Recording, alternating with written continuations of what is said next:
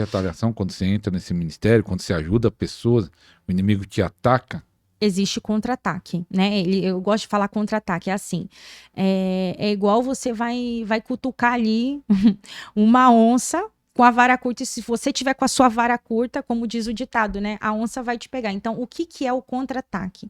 É quando uma pessoa ela não está em santidade. Aí os demônios vão contra-atacar. Mas veja bem, é impossível você entrar numa guerra e você ali não encostar em você. Acaba respingando, infelizmente. Por quê? Se não respingar em você, vai respingar em alguém que não é cristão da sua família. Porque o que que acontece, pastor? Os demônios, eles não deixam nada barato. Então, assim, você entra numa guerra, eles têm um ódio já do cristão. E o cristão ainda que atua em libertação, que pega as almas que literalmente estão nas mãos dele e leva para Jesus, então a fúria dele é muito grande.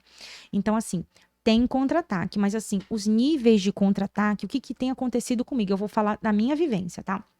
Os contra-ataques comigo, eles foram reduzindo, e aí são contra-ataques assim, qual é a palavra que eu posso dizer? Uma coisa mais tranquila, não tem ali, por exemplo, não é aquele contra-ataque de você ali sofrer um acidente, uma batida de carro, ou ficar doente, não. A minha casa é lavada e remida com o sangue de Jesus, então os demônios não entram na minha casa, eles não têm essa autorização de tocar na minha casa e no meu filho. Então, o que que a gente sofre hoje, vai?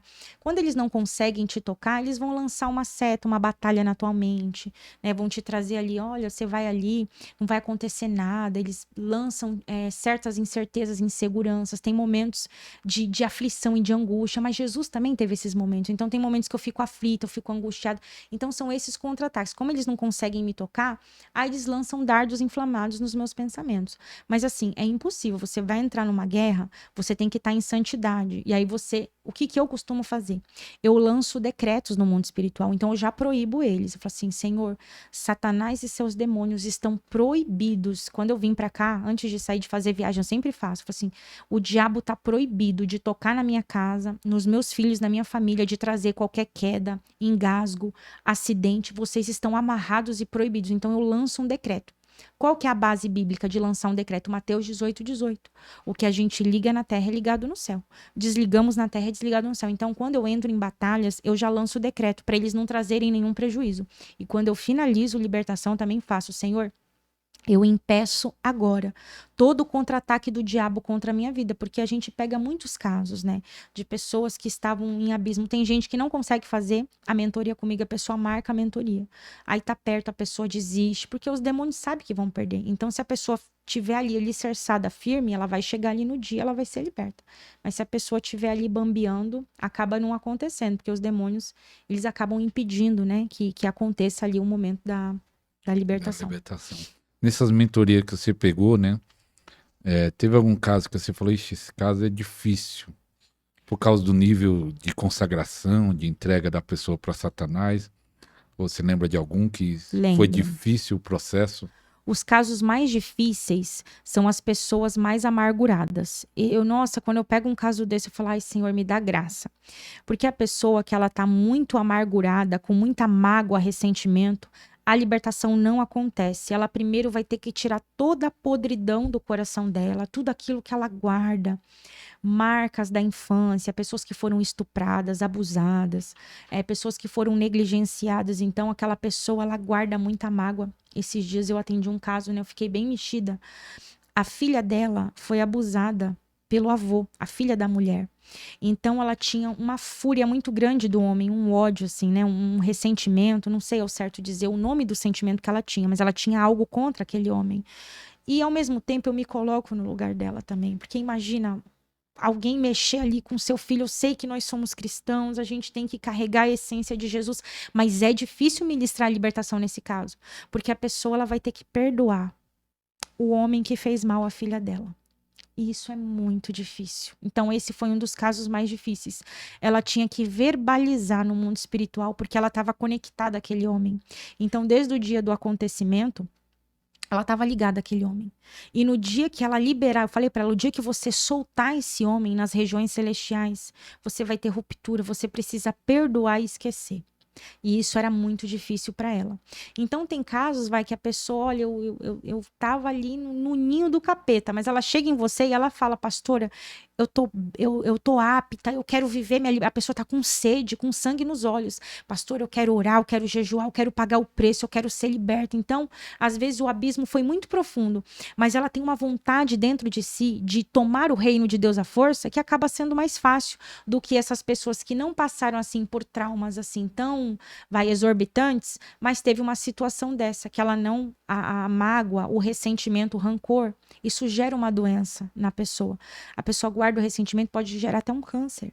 Então aquela mulher, ela tinha algo guardado dentro dela contra aquele homem. E a libertação não acontece dessa forma. Eu falei, primeiro você vai ter que liberar o perdão, para depois você passar por libertação. Então isso é um dos casos mais difíceis, quando a pessoa guarda muita mágoa e muito ressentimento. É forte. Perdão é o caminho da cura e da libertação. É interessante que eu vou daqui a pouco perguntar até sobre cura, porque parece que eu já vi os ministérios de libertação trabalham com cura interior e queria saber porque é ligado, mas eu lembrei de um caso, de alguns casos, né? Você falando de abuso, né? Eu conheci alguns casos parecidos, né? Nesse tempo de pastoral, mulheres que, quando criança, foi abusado pelo pai, pelo menos uns 2 ou 3, eu sei do pai, às vezes tio, né? Diz que o maior número de abuso é de parente próximo. Já isso, pesquisa diz isso. O maior abuso infantil, infelizmente, é de parente próximo. Mas desses casos, desses abusos, parece que até hoje essas mulheres, hoje são adultas, são perturbadas por espíritos na área sexual. Alguns até sentem sendo tocada isso. Por que acontece isso? Você já pegou um caso parecido? Os demônios que manipulam a pessoa Na área sexualmente? sexualmente. Sim, sim, tem demônios em cubos e sucubos, né? Esses demônios, eles atuam, né?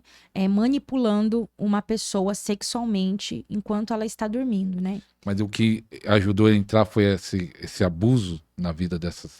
Pode ser, tem várias raízes, né? Pode ser, sim, abuso sexual na infância, e aí porque assim, a contaminação entrou, né? Então, assim, uma pessoa que ela foi apresentada à sexualidade muito cedo, ela foi estimulada sexualmente na infância, o demônio entrou ali. Então, aquele demônio vai acompanhar aquela pessoa uma vida inteira, até que aquela pessoa venha aceitar Jesus e passar por um processo de libertação, porque aqueles demônios, eles entraram ainda na fase da infância, então eles estão há muitos anos na vida daquela pessoa. Então eles manipulam aquela pessoa, e tem demônio que tem sexo mesmo, né? E aí a pessoa acorda já depois de ter passado pelo ápice, né? Eu atendi pessoas que tiveram um orgasmo mesmo no momento ali do sexo com o demônio, então é algo muito terrível, né? Uma pessoa que está passando por esse tipo de ataque, ela tem que ter um nível de consagração muito alto, né? Em alta magnitude. Essa pessoa, ela precisa ter muito jejum, muita oração, ela precisa ceiar, né? Tomar o sangue, comer o corpo de Jesus, né? E fazer oração de renúncia também, ver se tem alguma legalidade, algum antecedente, alguma brecha na vida dela, que tá dando aí a legalidade, né? A autorização para esses demônios estarem na vida dessa pessoa. Pastora, aqui fala de isso que é a pergunta. Você começou a estudar a libertação, você falou no início, né? Que ficou com essa sede de libertação e a cura interior anda junto, porque você também tem treinamento, um treinamento, uma imersão de cura das feridas. O que você descobriu que anda junto, o que levou para a cura Sim, interior? porque tem pessoas que elas precisam passar por um processo de cura, por exemplo. Esse tipo de pessoa aí que teve um abuso sexual na infância, né? Foram traumas muito terríveis. E aí aqueles demônios, eles ficaram alojados na alma daquela pessoa. Então ela vai passar por um processo de cura para se conhecer, para entender, né? Ela vai meditar. Essa imersão, ela é maravilhosa. Não é porque fui eu que ministrei, mas é porque ela trata sobre isso. A pessoa vai conhecer, ela vai se autoconhecer, ela vai descobrir quais as legalidades. Então, assim, o processo de cura interior, ele é necessário em pessoas que tiveram processos de trauma muito grande no passado. Então, tem pessoas que foram rejeitadas na infância, pessoas que passaram por trauma do abandono. E aí, o que acontece? Aquela pessoa, ela carrega essa ferida e ela não consegue se libertar. Então, como que ela vai passar por um processo de libertação, expulsar os demônios se a ferida está exposta? A ferida está aberta. Entende? Então, os demônios estão se alimentando daquela ferida.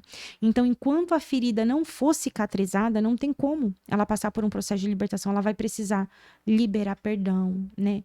Ela vai precisar liberar essas pessoas nas regiões celestiais. Então, o processo de cura interior são pessoas que passaram por, aborto, luto, rejeição, traição, abuso sexual, abandono. São muitas as raízes, né? Dos traumas que uma pessoa pode ter vivido. Como é esse trauma do luto? O trauma do luto foi o que eu vivi, né? O luto é quando a pessoa está vivendo esse processo de luto, quando essa pessoa ainda está com essa raiz exposta, essa ferida aberta, o que acontece? Ela não consegue falar sem chorar. Então, assim, se uma pessoa a minha mãe morreu em 2021, eu sinto saudades dela, tem momentos que eu choro de saudade, mas assim, eu consigo hoje falar dela e não chorar. Então, tinha momentos, né, no meu processo de luto, ninguém poderia nem falar o nome da minha mãe perto de mim, que eu já me desesperava. Então, assim, qual que é o indício que uma pessoa ela precisa passar por cura? Poxa, tem o tempo normal ali, os meses, passa um ano, mas tem 2 anos, 3 anos, 4 anos, a pessoa tá ali afundada naquele luto. A pessoa chora de noite, não consegue, não tem aquele processo de aceitar. Aí aquela pessoa, ela tá vivendo o trauma desse luto, né? Eu sei que é muito triste perder alguém, mas tem um momento que a pessoa ela vai ter que romper, ela vai ter que dar continuidade na vida dela. E tem pessoas que elas estão no trauma do luto e elas não conseguem ali dar continuidade no processo, entende? Não dá continuidade ali na sua vida. Ela fica presa naquela dimensão de morte. Então, isso tem muito impacto no mundo espiritual. Eu não tinha tanto conhecimento quando a minha mãe faleceu. Então, quando a minha mãe faleceu, eu fiquei ali naquela frequência de morte. Eu abraçava ela no caixão e eu beijava e eu gritava. E eu peguei, ela tinha um véuzinho, eu ficava cheirando o véu. E eu ficava com a escova de cabelo dela, vendo os fios de cabelo. Isso não é saudável. Entendeu? Isso atrai espírito de morte. E tem coisas que você verbaliza no momento ali, quando você tá ali enterrando um parente. Ai, Senhor, me enterra junto. O diabo ouve, tem pessoas que estão presas na dimensão ali no cemitério. Desde o dia que foi lá, enterrou e pediu. Se falar isso... Verbalizou, porque os demônios... Espiritualmente ela fica presa, porque ela verbalizou. Então o demônio vai pegar aquilo. Opa, você quer ser enterrada junto aqui? Então tá bom. Então a pessoa fica presa naquela dimensão, porque ela verbalizou que ela queria ser enterrada. Então, é algo muito terrível. Eu falo isso, que as palavras, pastor, elas têm...